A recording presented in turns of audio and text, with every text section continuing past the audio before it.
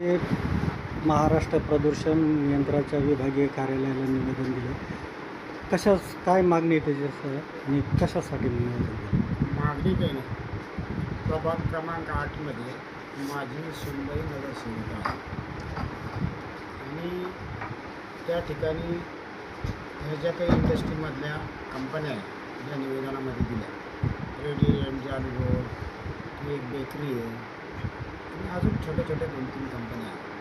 मी त्या दिवशी स्वतः प्रदूषण विभागात गेलो, कारण ह्या ज्या कंपन्याचं वेस्ट वॉटर आहे ते खराब पाणी, ते वेस्ट वॉटर त्यांनी नियमानुसार लिफ्टिंग करून कुठंतरी महानगरपालिकेच्या परवानगीने कुठंतरी ते टाकलं पाहिजे.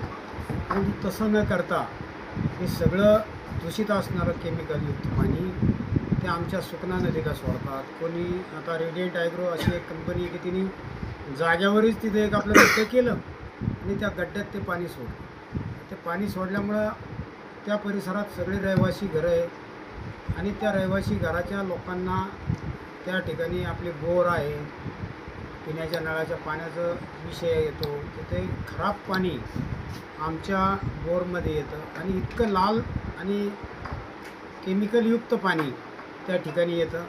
वेळोवेळी त्यांना सूचना देऊनही त्यांनी ते लक्ष दिलं नाही. मी त्या दिवशी स्वतः जाऊन एक बैठक घेतली, पत्र दिलं. अजून काही त्यांनी त्याच्यावर तेवढी काही कारवाई केली नाही.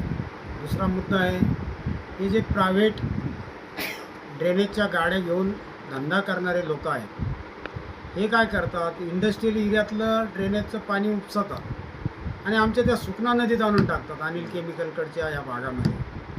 आणि त्यांनी आमच्या सुकना नदीचं पात्र जे आहे ते पूर्णपणे खराब झालं.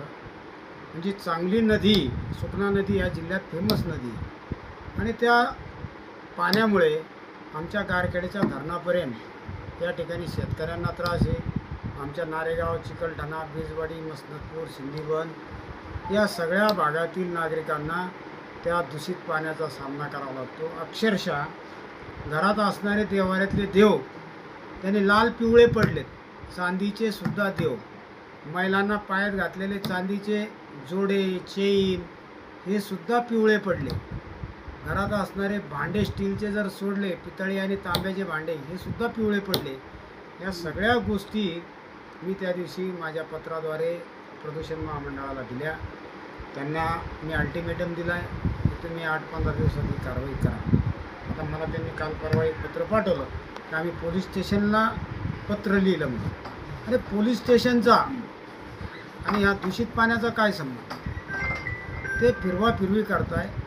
हे सरळ हप्ते जमा करतात प्रदूषणवाले आणि कंपन्याला पाठीमागं घालतात आणि नागरिकांना त्रास देतात.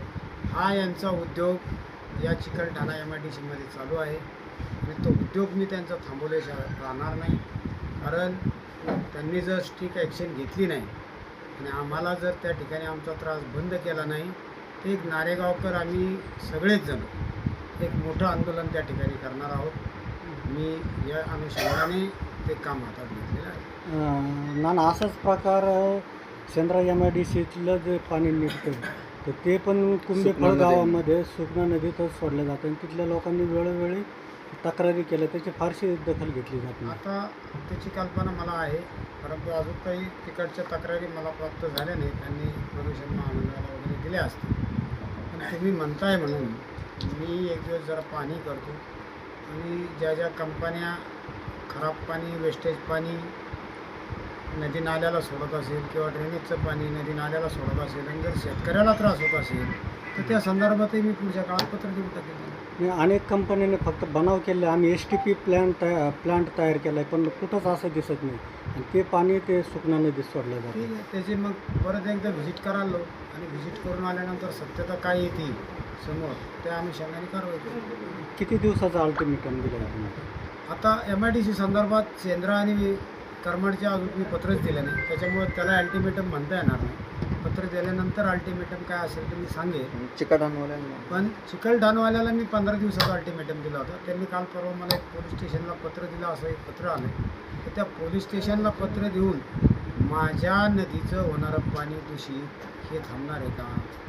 पोलीस स्टेशनला पत्र देऊन या ज्या कंपन्या आपल्या प्रिमायसेसमध्ये खराब पाणी सोडून सगळ्या नारेगावमध्ये बोरला खराब पाणी येतं, याचं समाधान पोलीस स्टेशन कसं करणार आहे? हा जबाब विचारायला मी जरा आज उद्या जरा 2 दिवसात जाऊन येतो.